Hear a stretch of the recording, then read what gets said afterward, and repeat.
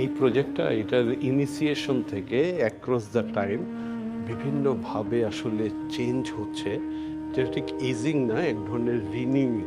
এবং প্রতিবার কিছু জিনিসের ইম্প্রোভাইজেশন ঘটছে, ওয়াল ডিসপ্লে, ডিসপ্লে শেলফ, এইগুলো বিভিন্ন সময়ে চেঞ্জ হচ্ছে এবং প্রতিবার নিউ একটা এক্সপিরিয়েন্স দিচ্ছে।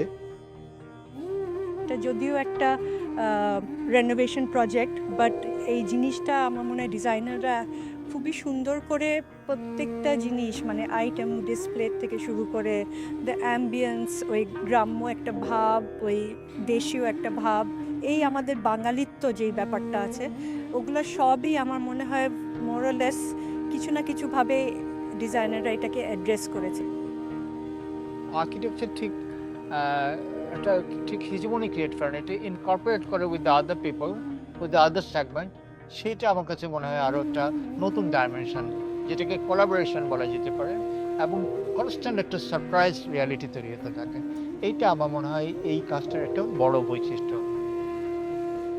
এখানে কিভাবে কালেক্ট করা যায় সবাইকে, খুব ছোট একটা বাড়ি এবং বাইরে কিছু খোলা জায়গা পেয়েছিলাম। এখানে বন্ধ বেশ কিছু ওয়াল ছিল, ওগুলাকে পারফোরেট করা, তারপর ইন্টারকানেক্টেড করে একটা গোলক ধাঁধার মতো একটা জায়গা তৈরি করা, এবং তার সাথে হচ্ছে আমাদের যে দেশীয় ম্যাটেরিয়ালগুলা দিয়ে কিছু টেম্পোরারি স্ট্রাকচার অ্যাড করে পুরা জিনিসটাকে একসাথে একটা প্যাচওয়ার্কের মতো তৈরি করা।